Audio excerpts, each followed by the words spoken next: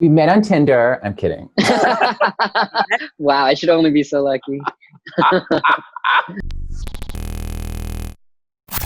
So first of all, how did you two link up to start this project? I mean, I certainly always wanted Laverne to be part of this.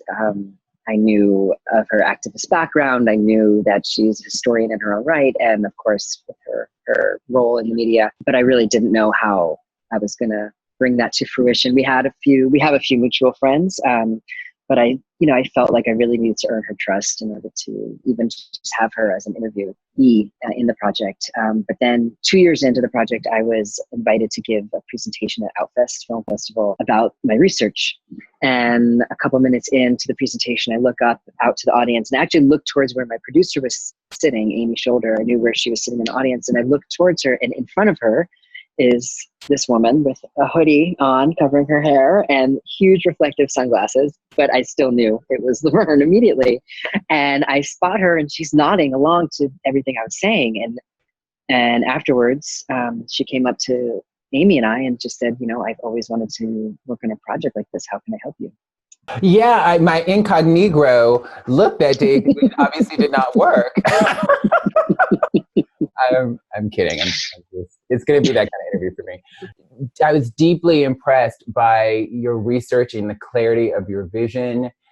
It's something I've always wanted to do. And then when I met you guys, I think a week later, we met here in LA, and I felt your hearts and I felt your sincerity and the ambition of it. I mean, I just remember that first meeting, and like the fact that 3 years later we're here, it's like amazing. It's amazing. Incredible. The film is so well done and so accessible, and still offering a lot of really, deep information that is new to people. How did you balance, in the edit, I guess, or when you're thinking about the script, how did you decide, how much to include about kind of, early cinema versus, more contemporary issues? Laverne and I spent so many hours doing research and talking about what we felt were touchstones, and then having that in dialogue with the personal anecdotes from our interviews really solidified how to tell the story. So we really relied on what resonated with the interviews, the touchstones we saw historically, both on and off the screen, and sort of the natural progression of people's memories. I think that was a very smart way to do it, of going through the interviewees, because we all have such personal relationships to cinema, right? And as trans people, I think we're often not aware how those representations have affected us as viewers. And for me, consistently, I've said this before, but every single time I heard Rain Valdez talk about watching Soap Dish with her family, it brought me to tears. And Soap Dish is a film I've watched Soap Dish, I've seen it at least 15 times, if not more. If there was a period, it would seem to always be on television, and I would watch it every single time. And I just, Sally Field, and Kevin Kline, I just love that film. And what happens at the end is I think I hadn't even allowed myself to process it, right? I think it was one of those things where I didn't even fully allow myself to, or I was so accustomed to, this is the piece. I was just so accustomed to trans people being made fun of on camera that it just felt like, it didn't even, at the time, it was just something that was just such a part of the standard curriculum, really, that I didn't question it the first, 100 times I saw the movie. Yeah, I mean, I love Soap Dish too. And I guess, what do we do with those pieces? I love M. Butterfly as well as a play. What do we do with those works of art that, did speak to us, at a time, at one point in our life? I mean, I think Laverne talks about that so beautifully in how we love critically, right? How do we hold complex ideas? I was talking to someone earlier this week, and it seems like there's this notion that we'll feel more comfortable if ideas are simplified, or actually, I think that actually brings some more dissonance to being able to hold the complexity and the nuance of ideas. Things aren't simple. Things really aren't simple. And we can hold, it is possible, human beings are very sophisticated. animals. We have a prefrontal cortex. It's great. We can hold contradictory ideas simultaneously. And I still love Soap Dish. I still love Silence of the Lambs. I still love, as problematic as that is for trans representation. I still love Gone with the Wind. I do, which was just pulled. And there was never a moment. I saw Gone with the Wind when I was in third grade. I remember because when I went to Six Flags, I bought a fan at the gift shop and sat in third grade fanning myself like Scarlett O'Hara.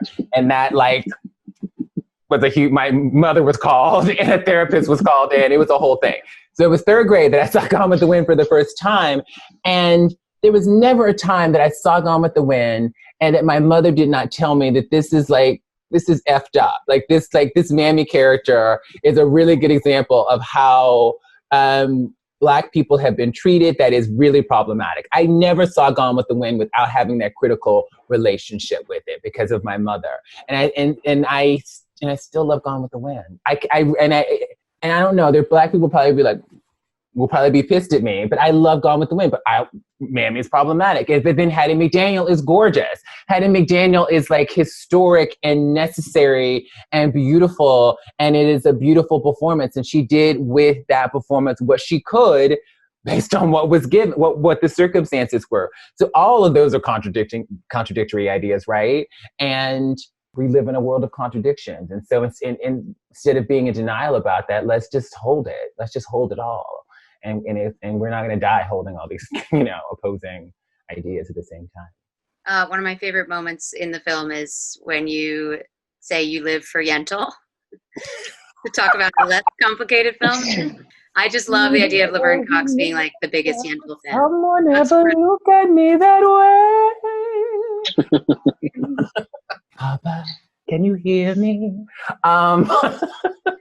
You told me that story at our first meeting. Yeah. Oh, I love Yentl. I love Barbra Streisand too, but that film specifically, and I didn't realize that Nick Adams reminded me in our film that Victor Victoria came out the same year, and I love Victor Victoria as well.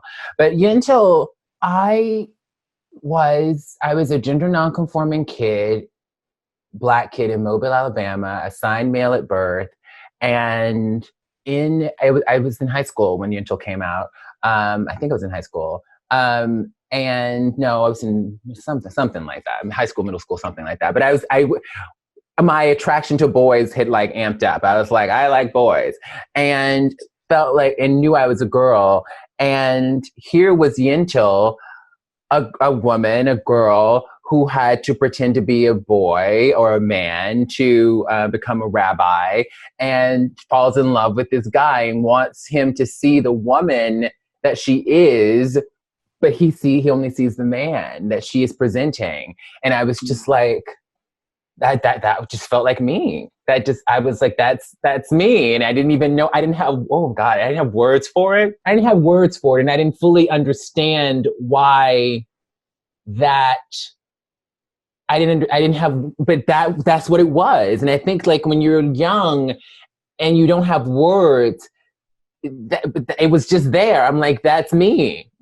That's me. Yeah. And that's what's so particular about a trans lens. I mean, that when she told me that story, that just so crystallized a trans way of seeing. Yeah, I mean, even just the fact that every person in the film, I mean, obviously is trans, is its own revelation to have a film in which that is all trans people. And this thing of spectatorship, how do we change the gaze? It's so, I just called Bell Hooks a few weeks ago or last weekend, and her essay, The Oppositional Gaze in Black Looks, was so transformative for me because she talked about the female gaze. She talked about subverting this patriarchal gaze. And then when I think about that, I think about the cis-normative gaze. I think about the heteronormative gaze. I think about the white supremacist gaze, right?